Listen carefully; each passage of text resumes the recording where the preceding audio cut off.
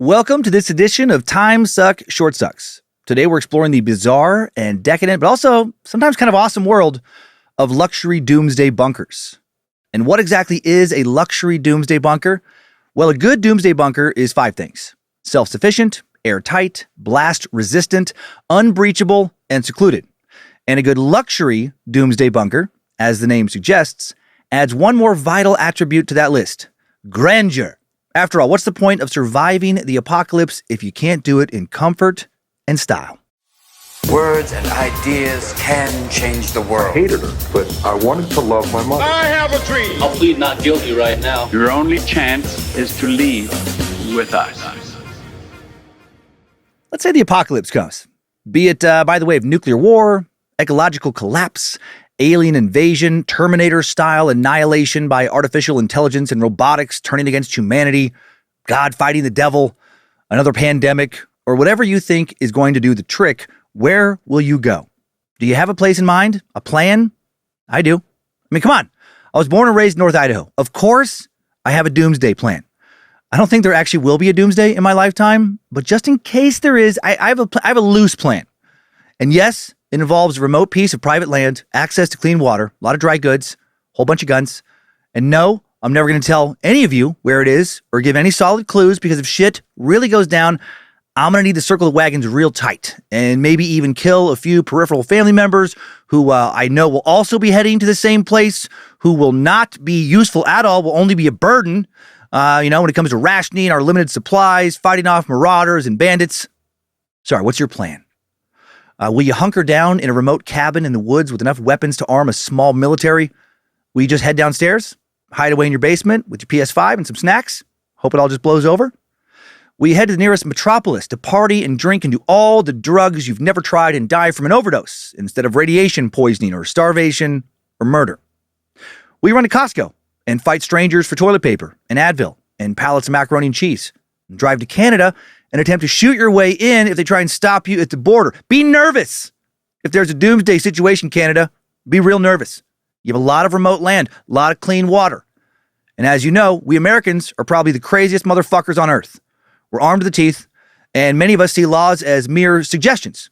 We run a risk versus reward assessment when it comes to the value of breaking them versus the price we'll have to pay if we get caught. And if there's a doomsday situation, fuck consequences. Laws are irrelevant. Law and order is dead and gone.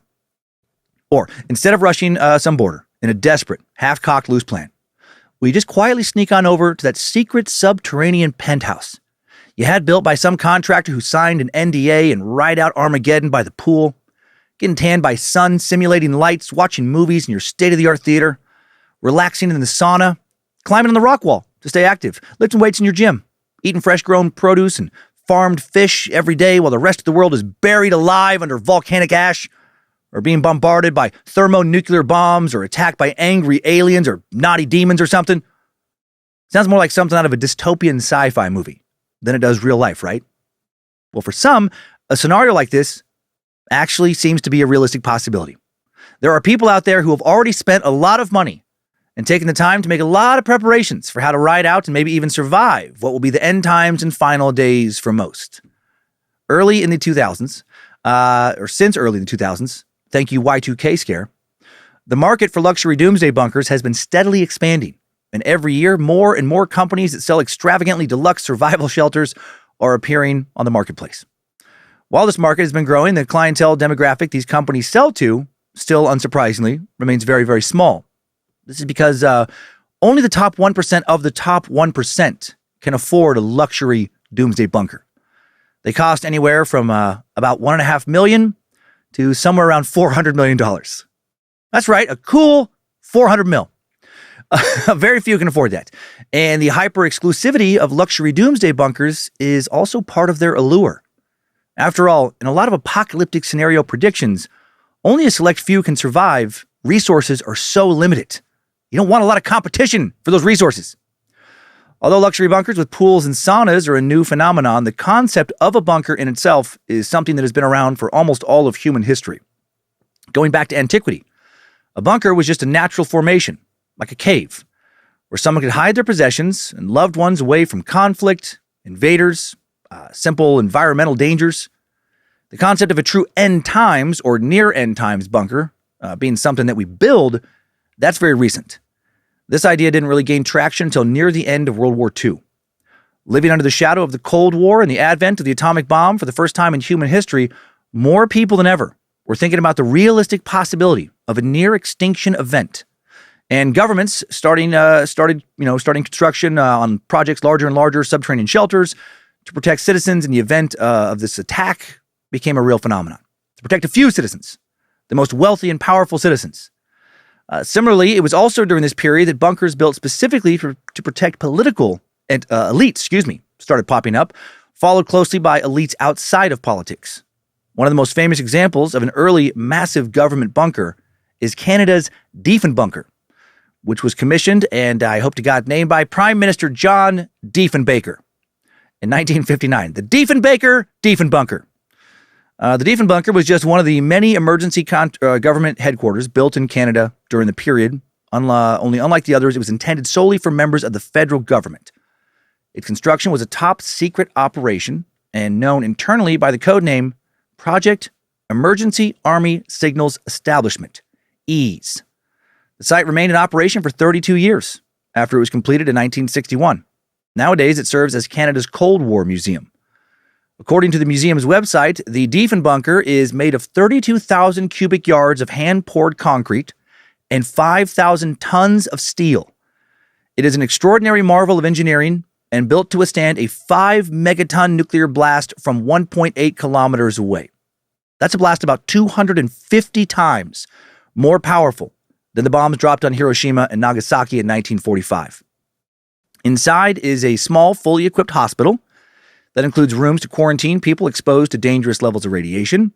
There's a war cabinet room where the government's leading officials could meet and try to run whatever was left of the country. There's a communication room where officials had a direct line to NORAD officials in Colorado Springs, Colorado. The North American Aerospace Defense Command, a combined organization of the U.S. and Canada that provides aerospace warning, air sovereignty, and protection for Canada and the continental U.S. in dire times. There was a room for what would have been one of the most powerful computers in the world, one that you could have built in the early 60s, probably not as powerful as a phone now. A bunch of other governmental offices connected to some pretty Spartan bedrooms, massive cafeteria capable of providing fresh food for up to 600 people for the first week. After that week, there were military rations capable of feeding those 600 people for an additional 23 days. So just a month at max capacity. There was also a massive vault capable of storing up to 800 tons of gold protected by a 13-ton blast door. Very cool, but not nearly as cool as modern luxury bunkers.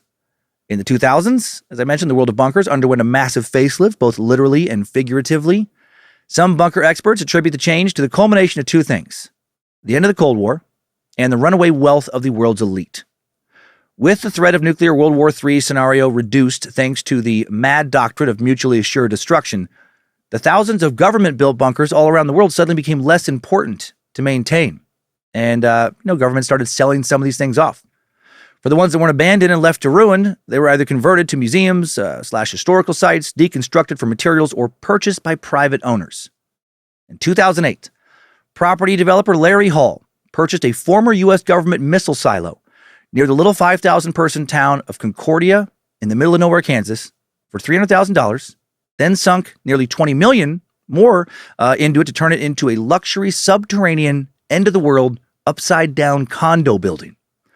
It's pretty amazing to watch some videos on this thing.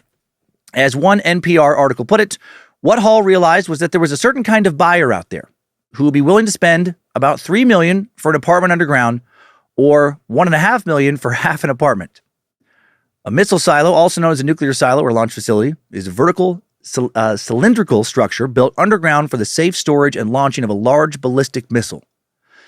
This one goes down roughly 200 feet, 197 feet to be precise, below the Earth's surface. And because it was built to withstand the launch of a fucking nuclear warhead and also to keep enemies from destroying the silo, the structure and similar structures are, to say the least, virtually indestructible and impenetrable.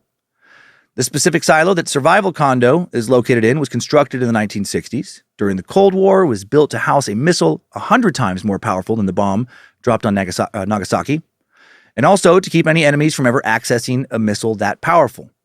Although the interior of the missile silo has been completely renovated to provide the utmost luxury and protection for its occupants from the outside, the survival condo complex still resembles a top-secret military facility. According to their website, Survival Condo has combined cutting-edge innovations with the utmost comfort and luxury to offer you an unparalleled ownership opportunity, the Survival Condo experience. When it comes to safeguarding your future, nothing even comes close. We invite you to embark on a journey with us where safety meets sophistication and where luxury meets peace of mind.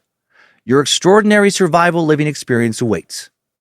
Around the perimeter of the Survival Condo property is an impenetrable concrete fence laden with security cameras and patrolled by armed guards. The residential structure itself has a total square footage of 54,000 feet, has 15 floors. You enter the facility on the top level, floor 1, which is the only one of the 15 levels that is not subterranean. You enter through a 16,000-pound steel-reinforced bomb-proof concrete door. On floor 1, you'll find, in addition to the complex's only entrance/exit, a garage, big garage with one parking spot, reserved for each of the apartments, and a recreation center. Got to have somewhere to park that Mad Max mobile during the end times. Recreation center is complete with a 24-foot climbing wall, a pet park. Yeah, it's pet-friendly. What's an apocalypse without, your sweet little pets? Got to bring Penny Pooper, Dee Dee, little Ginger Belle into the silo. There's an arcade. Oh, fuck yeah, bro. Play a little Street Fighter 2 while the world crumbles outside. Indoor shooting range where inhabitants can fire anything from a handgun to a .308 caliber sniper rifle to stay sharp for inevitable zombie and roving death cult attacks. And a resort-style saltwater pool so you can relax and unwind after fending off said zombies and death cult members. But why isn't that shit underground? What about the aliens, the radiation, the demons? Not happy about this layout. Should have put all that on the lowest level so you can still enjoy it when the world completely has fallen apart. Full-size swimming pool at Survival Condo was placed on the surface to trick the eye into thinking it's not an apocalypse bunker, but some kind of high-end, very secure resort. Okay, all right, that makes sense, actually. It's pretty smart. Covering the walls of the pool area is a massive floor-to-ceiling mural of beach and jungle landscapes. And on one end of the pool itself is a built-in water slide. Got to get some slides in during the apocalypse, with 3 miniature waterfalls pouring out of the simulated rock structure. Floor around the pool is painted to look like sand. In one corner is a smattering of beach chairs, an outdoor table, complete with a little red umbrella poking out of it, like you're just fucking having a vacation in Hawaii or Tahiti or something. Pool is kept as a constant 82 degrees, also has its own system for continually sterilizing and refilling the water. One floor below the recreation hall is the mechanical level, where all the energy, electricity, filtration, and disposal systems are held and maintained. Below that, you'll find this food storage level, which owner Larry Hall said he built to resemble a miniature Whole Foods supermarket. One room on the food store level containing all the imperishables does sort of look like Whole Foods, if Whole Foods only sold gigantic canned goods. Some of the delicious treats you'll find amongst the rows and rows of shelves in this room are freeze-dried scrambled egg powder, dehumidified strawberries, and all the canned goods are certified to last over 35 years.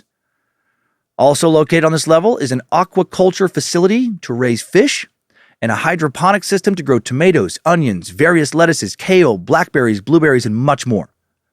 Next floor down is the medical bay, which has its own registered pharmacy and enough storage space to stock up to 7 years worth of medication for each resident. The next 7 floors below the mini hospital are all residential. There are 12 individual units at Survival Condo, and the maximum capacity of the entire complex is 75 people. 9 of the apartments have already sold, leaving just 3 currently on the market as I record this. 2 half-floor units and 1 full floor. Only 1 full floor left. Get in quick. That full floor unit's price has recently been reduced to only $2,400,000. Plus a monthly condo maintenance fee of, just around $5,250. Just a small maintenance fee of $63,000 a year. The good news is that if the apocalypse really hits, you don't have to pay it anymore. Because who's going to enforce collection? The world's governments will have all collapsed. Currency will be worthless. Bullets and food will be the new dollars. The 1,820 square foot full floor apartment has a maximum occupancy of 10 people. Boasts 3 bedrooms, 2 bathrooms, a dining room, and a living room. It actually does look really nice. There's little video tours you can find on YouTube. The deluxe survival apartment also includes 4 LED big screens, full spectrum LED lighting, state-of-the-art washer and dryer, high-end flooring. Got to have high-end flooring in the apocalypse. An electronic fireplace, jacuzzi tub in the primary bath, so you can fucking relax, read a book while people are being torn apart just outside the silo complex by fucking aliens or something. Luxury bath fixtures, elevator, stairwell access to all floors. But if any of that shit breaks, what's going to happen? What if that shit breaks a few months into whatever hell on earth scenario sent you underground? Who's going to be around to fix it? It's a very good question, I think, and it's not sufficiently addressed on their frequently asked questions page. Better hope one of the silo tenants is a damn good handyman, or shit might go off the rails real quick. Their website also states that the unit comes with a state-of-the-art kitchen with sub-zero refrigerator, ASCO dishwasher, Wolf dual fuel, electric and propane, professional range oven, Wolf microwave oven, and Wolf professional ventilation hood and granite countertop, as well as a state-of-the-art Creston home automation system with structured wiring throughout, including closed-circuit security camera viewing, digital weather station access, smoke and carbon monoxide detectors, satellite TV feed, and public and private internet access. And finally, 4 simulated view electronic windows. The windows have high-definition camera feeds that provide lifelike outdoor views, complete with varying light levels that reflect the time of day, creating a normal living experience as if you were above ground. And that actually is pretty cool. When you watch the video, they just have some kind of cameras up top on the silo, and so whatever's going on outside, it appears like you're looking out your window and seeing that even if you're 200 feet underground. The half-floor units have similar amenities and appliances, only they have just 940 square feet of living space, max occupancy of 5 people, 2 bedrooms and 1 bathroom. Speaking of bathrooms, interesting to note that Survival Condo is a toilet paper-free facility. All toilets are bidets. It's because the amount of space needed to store 5 years worth of toilet paper for each of the 75 residents would take up an entire floor of the silo. Smart. Anyway, the half units of Survival Condo are going for only $1.3 million, plus a monthly maintenance fee of just $2,625. I mean, it's a steal. Below the 7 residential floors is the classroom and library level. According to Hall, all the apartment owners at Survival Condo have 2 things in common. They are all multimillionaires, and they all have children. Because of this, the classroom level on floor 12 is totally decked out with highly advanced technology to ensure, in the event of the apocalypse, that the kids, still get an education. And I don't know what they're going to need it for, but they're still going to get something. On this level, kids between the ages of kindergarten through 12th grade can take self-guided lessons on brand new iMac computers or peruse the library. The computers are also enabled with the Skype function where the students living in the silo will be able to video chat with kids, living at another Survival Condo silo, which has only been recently, construction has just recently started. Not sure where that one is. Top secret. Even if the Wi-Fi around the rest of the world goes to shit, residents will still be able to surf the net, kind of. While giving a video tour of the complex, Hall tells an interviewer that when you buy a unit at Survival Condo, and this actually is really smart, you fill out a form listing all your interests. Keywords related to your interests are then fed into an AI system that scans the internet, downloads every website that mentions them into massive hard drives stored at the facility. Below the classroom is the lounge level with a bar and a movie theater. Wonder if they have all 11 seasons of The Walking Dead on DVD. The movie room has 4 rows of recliner seats and a projector screen akin to those you see in home theaters around America. The screen is hooked up to a media database with over 3,000 movies to choose from. Not a lot of info on the bar, guessing it's stocked with some shit better than Old Crow. Better than ditch whiskey. Below that level is the last living space of the Survival Condo, the gym. The sub-training workout facility is furnished with a treadmill, an elliptical trainer, an exercise bike, dumbbell racks, benches, lat pull-down machine, cable machine, rowing machine, and more. You gotta get fucking ripped during the apocalypse. The walls of the gym decorated with a mix of NFL team logos, life-size cutouts of professional athletes, including hockey player Patrick Kane, soccer star, former soccer star David Beckham, basketball's Dwight Howard, football's Tom Brady. Right? How fun. While you work out, you can think about all those amazing athletes who are almost certainly now dead, playing a sport that will never be enjoyed again because society has collapsed. Interestingly, amongst these sports legends are also life-size cutouts of the Incredible Hulk, Black Widow, Superman. Very cool superheroes who no one will ever make movies about again since the film industry has been destroyed. Besides the drama of the pool and the theater and the flat-screen TVs, what really makes Survival Bunker allegedly one of the most popular luxury doomsday shelters in the world, like there's a lot of them to have competition with, is all the exceedingly advanced safety systems it has in place. Some final highlights of the complex are the nuclear, biological, and air filtration systems, 9-foot-thick nuclear-hardened walls, 3 sources of electricity, large wind turbine, fortified electrical grid, and a massive diesel generator and diesel storage tanks, the geothermal system that automatically heats or cools the complex, and the military-grade security system, which includes visible spectrum cameras, infrared cameras, proximity sensors, trip sensors, and microphones. And there's enough diesel stored to run the bunker for 2.5 years, if everything else isn't working. And of course, last but not least, according to the website, Survival Condo has its own confidential defensive systems, both automated and manually operated. Oh, fuck yeah. In theory, that all sounds very cool, but I can foresee a lot of problems if there really is a need to stay in this thing for a couple years. For starters, there's no jail.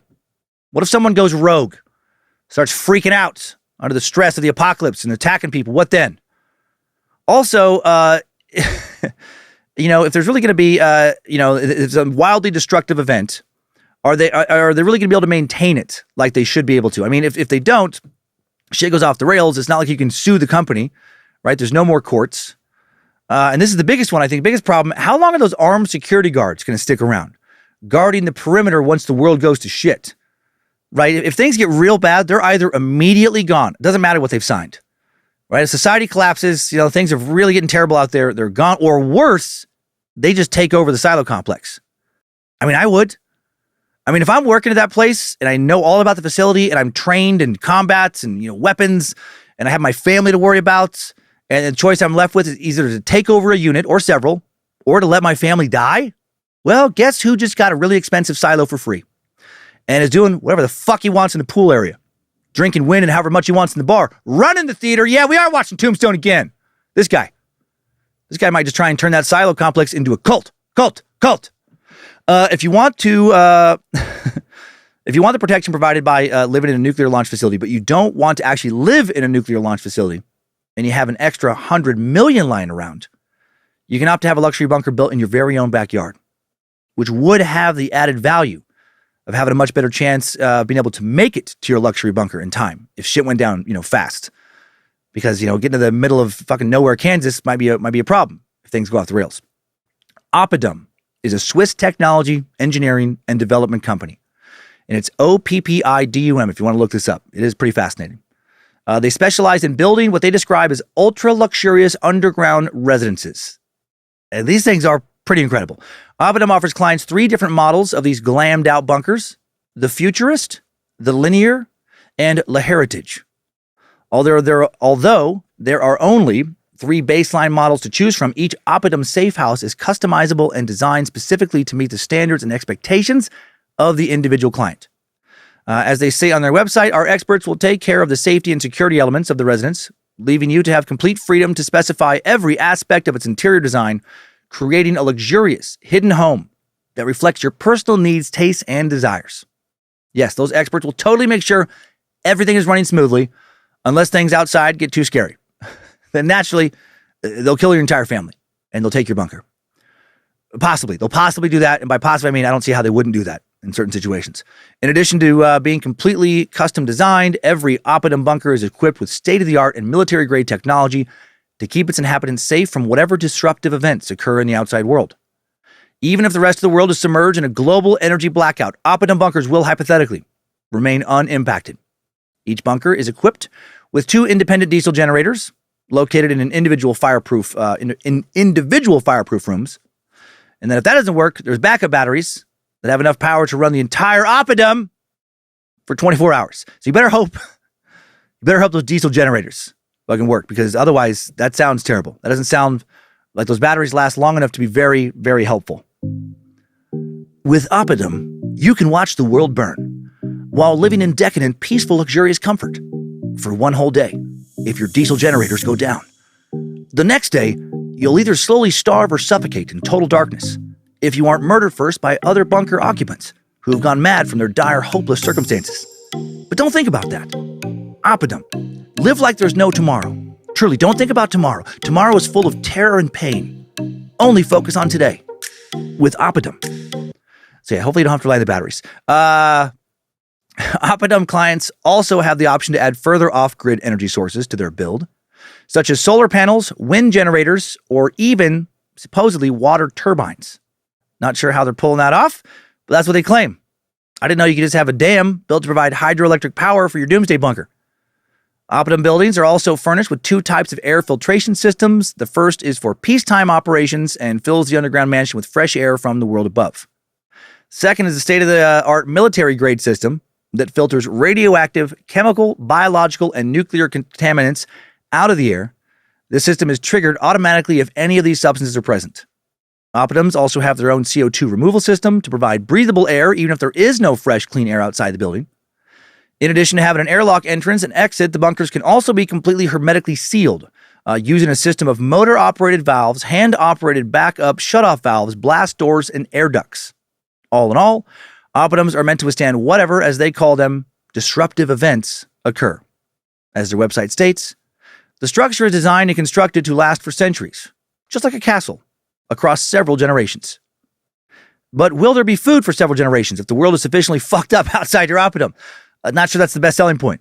But I guess the selling point here is even if the world doesn't burn down during your lifetime or your children's lifetime, your grandchildren, can live in style in the doomsday bunker you have, provided for them.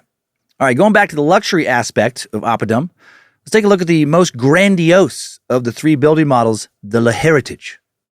This is how the website describes their most expensive model.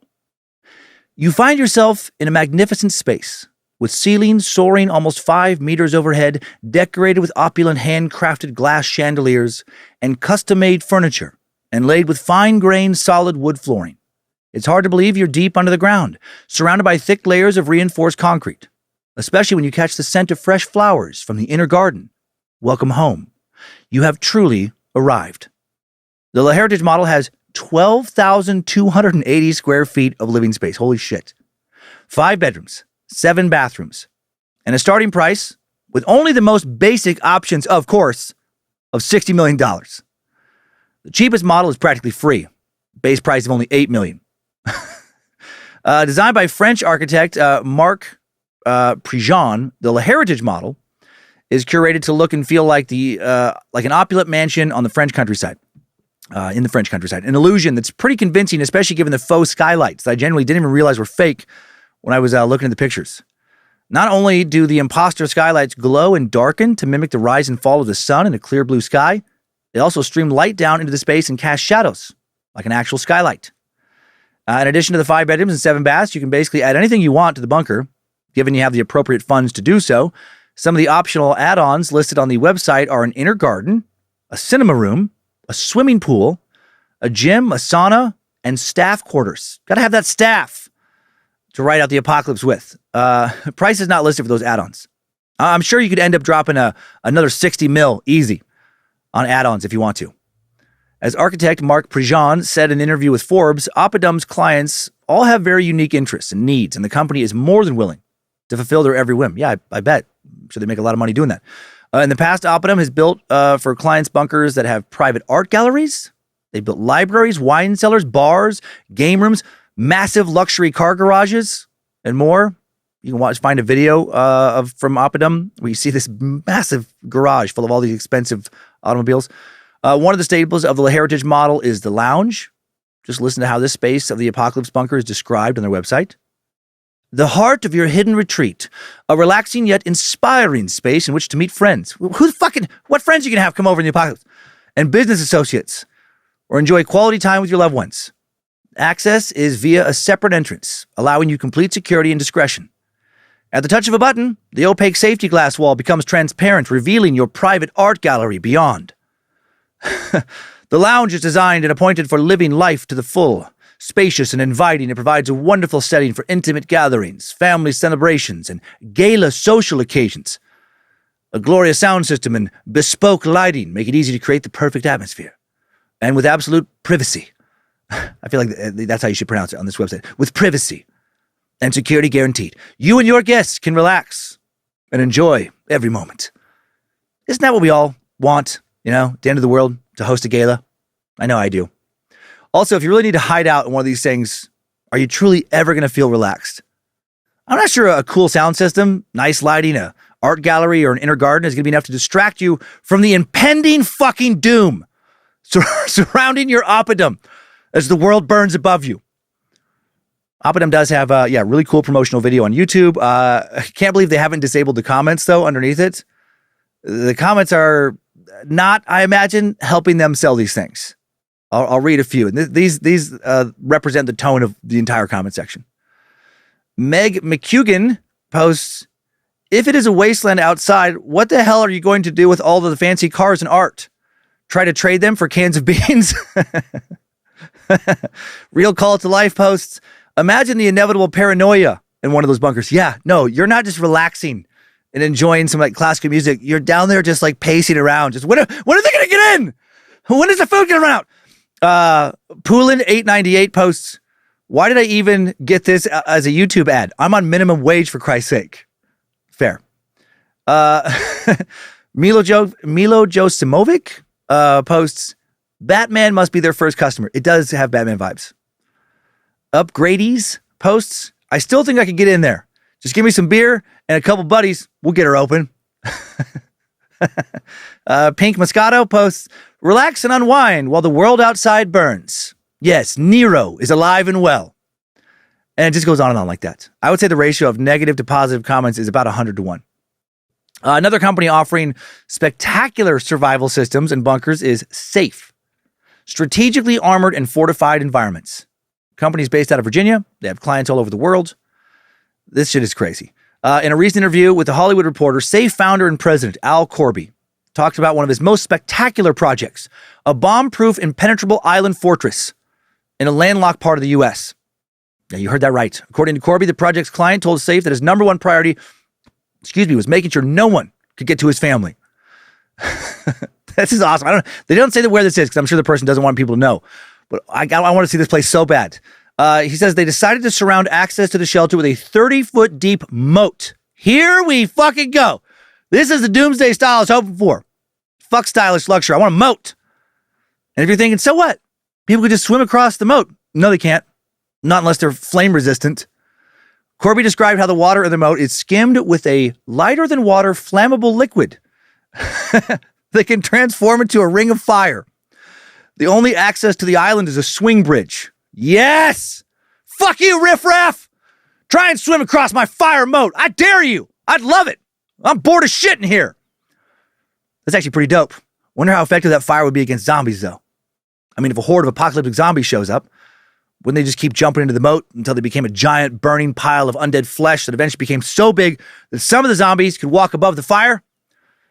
If I ever get a chance to talk to Al Corby, I'm going to ask him that question first thing, before I even introduce myself or say hello. The moat is also equipped with some water cannons. Well, yeah, you got to have water cannons on top of the fire ring that, according to Safe's president, can take down parachuters, Apache helicopters, whatever's coming your way 500 feet in the air. God, I'm loving this. This is the best moat in the history of moats. I mean, those Opidum bunkers are gorgeous. But where's the flammable moat? Where's the water cannons? Am I going on vacation? Or am I trying to survive gangs of dystopian mutant marauders who probably have heads for hood ornaments and are keeping living human fuck toys in cages till they get tired of torturing them and decide to eat them? I don't need more than a secret gala room with a bitchin' custom sound system and a fucking transparent glass where I can look at my art gallery. In addition to the flaming river of fire and, of course, the cannons. Corby's custom property is also protected by a man-made mountain range. Yeah, you heard me. They made a fucking mountain range. This Doomsday bunker keeps getting better. I have an apocalyptic boner right now. If I had this place, I would probably be rooting for Doomsday so I can enjoy it. Corby described the building process of his man-made mountain like this. We took all the dirt removed for the lake to literally build a mountain as natural fortification around the property. And we cut a tunnel. This is so over the top. And we cut a tunnel through with flamethrowers, gassing systems, a steel wall that closes midway that could stop a 16-wheeler going 80 miles an hour, and bollards at both ends.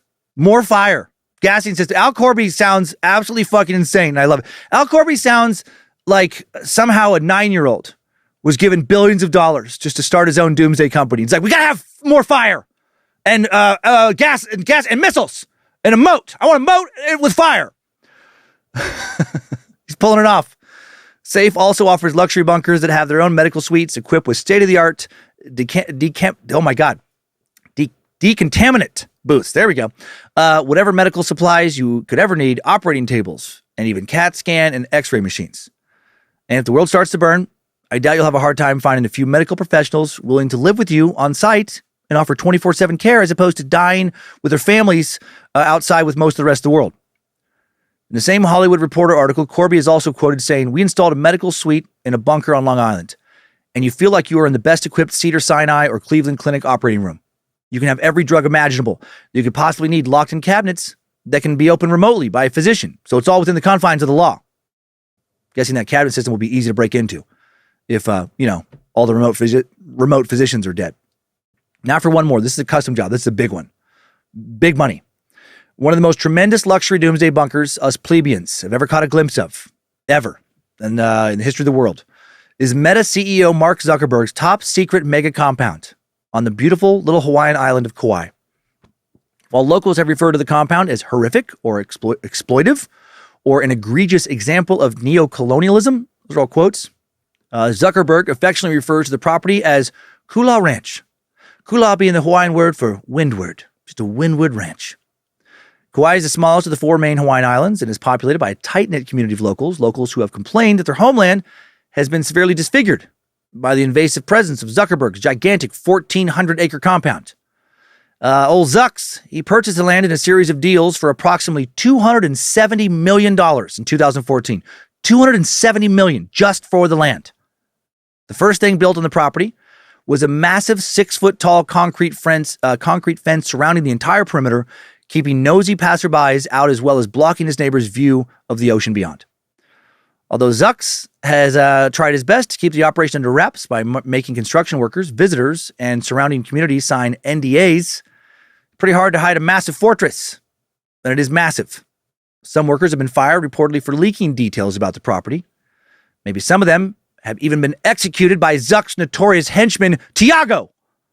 Not sure, it's just a rumor I just made up. At the center of the property stands two colossal mansions, reportedly connected by an underground tunnel. Each end of the world Acropolis is equipped with conference rooms, industrial-sized kitchens, living/entertainment spaces, offices, elevators, and together boast 30 bedrooms and 30 bathrooms. Next to the mansions is a large recreation center with a full-size gym, multiple pools, tennis courts, sauna, hot tub, cold plunge. On the forested area of the land, there are 11 disc-shaped tree houses of unknown purposes. They look pretty fucking sick, though, connected by rope bridges.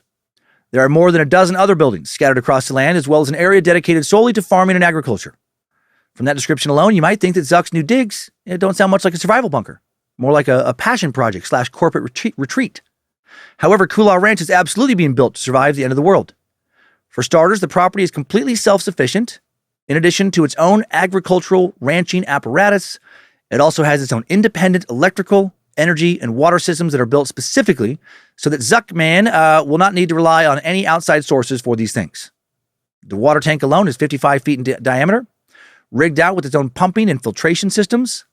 Additionally, every facet of the compound has been built to be secure. According to multiple sources, almost all of the doors in every single building on the compound are keypad operated. There are also multiple blind doors in the mansions, which is a fancy way of saying doors that look like they're just part of the surrounding walls.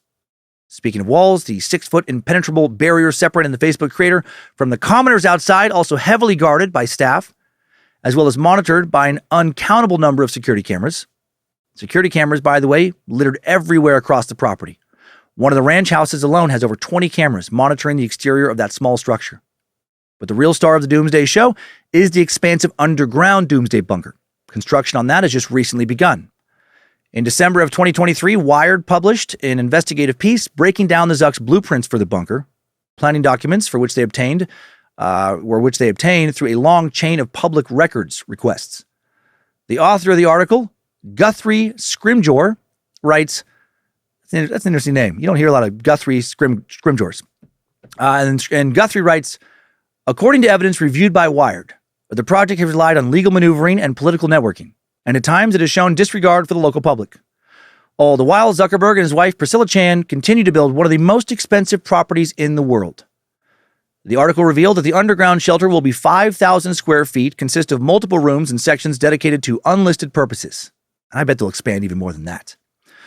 Q conspiracy crowd claims of kids being kept in cages and harvested for their adrenochrome. The plans reviewed by Wired confirm that at least a portion of the bunker will be built to serve as a living space where inhabitants can sleep, eat, work, and be social. Another space in the bunker is listed as a mechanical room, though what exactly that means is not made clear. Probably where adrenochrome harvesting and storage containers will be kept. All overseen by henchman Tiago, of course. The only entrance into the subterranean shelter will be through a tunnel connected to the underground passageway between the two mansions on the surface. The actual door of the bunker will be identical to that bomb shelter, constructed out of metal and filled with concrete. Although the blast-proof entrance will be the only way to get into the stronghold, there will be an emergency exit in the form of a military-grade escape hatch that can be accessed via a ladder. When asked by Time magazine as to what the purpose of the massive bunker is, Zuckerberg spokesperson Brandy Hoffing-Barr stated that it was because Kauai County encourages all homeowners on the island to build shelters, which sounds like bullshit. Brandy, technically, though, she is not wrong. November 24th, 2000, Kauai County became the first municipality in Hawaii to implement a tax break for homeowners that build hurricane-resistant rooms on their properties. This is referred to as the Safe Room Tax Exemption, and according to a 2019 claim form, there are 4 requirements all shelters must meet in order to be considered a safe room. In addition to being permitted with the county and meeting FEMA guidelines, all shelters must have an independent foundation, an independent 4-inch slab ceiling, ventilation by solar fan or PVC pipes, and a heavy steel gauge door that swings inward. Weirdly enough, intricate subterranean tunnel system and military-grade bomb-resistant concrete door are not listed as requirements for that tax break. But what if you don't have millions and millions for a luxury bunker? Can you still have a Doomsday bunker? Yeah, you can. Just move to northern Idaho. There are realtors around here who specialize in properties with bunkers, not kidding.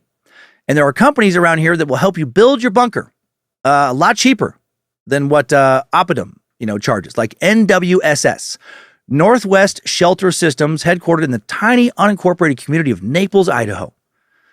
It's up by Bonners Ferry, about an hour and a half drive north of where I sit right now in Coeur d'Alene. The self-proclaimed world leader in shelter technology. They've been around since 1990. Looks like their website was last updated in 1991. They built over 3,000 shelters capable of keeping you alive in a nuclear apocalypse scenario, they claim. They also build panic rooms. You can email them to set up a free consultation to build your bunker. Or you can order various bunker construction supplies from them and just, DIY it. Just build it yourself. Do you need a lunar NBC filtration system? Okay, well, it's just $9,896. What about a concrete-filled blast hatch with a collar? $4,774.25, strangely. EMP box, $2,100 even. Vault blast door, $8,895. And they also offer very reasonable prices on gun safes, wall sleeves, safe handles, vent pipes, and more. And actually, I'm not sure that their prices are reasonable because I have no idea how much a lot of that shit's supposed to cost. But they do sell it. And sell plans to pour your own concrete, dig your own bunker hole, everything. They're a one-stop shop for you to buy everything you will need to build what will be very likely your tomb. Doomsday bunkers, especially luxury doomsday bunkers, such a fun thing to daydream about, but I doubt I would actually want one if I did have the money. If things get so bad that I'm going to need to hide underground for years in an airtight, radiation-proof bunker, just as, survive and probably die at the end of those years because the world up top might not be livable anymore, I think I would just rather die. I mean, if it's just going to be shitty for a couple years, okay, fine. But outside of that, I'd rather die. I mean, what would I do when I went back on the surface? There's not going to be fucking podcasting anymore. There's no more stand-up. What's the fun of being a storyteller in a world where there's no one left alive to hear your stories? Although, if I could have an opulent oppidum that also was surrounded by a fire moat with water cannons and a fucking mountain fence with one access tunnel full of flamethrowers and gassing devices. Okay. All right. Yeah, I think I would like that. I think that would be a pretty damn entertaining way to ride out the end times. And that's it for this edition of Time Sucks, Short Sucks. If you enjoyed this little story, check out the rest of the Bad Magic catalog. Beefier, not just bite-sized episodes of Time Suck every Monday at noon Pacific time. New episodes of the now long-running paranormal podcast Scared to Death every Tuesday at midnight, plus fictional nightmare fuel horror stories some Fridays, 2 a month ideally. Big thanks to Molly Jean Box for suggesting this topic and providing initial research. And thanks to Logan Keith recording and uploading today's episode. Please go to badmagicproductions.com for all your bad magic needs and have yourself a great weekend.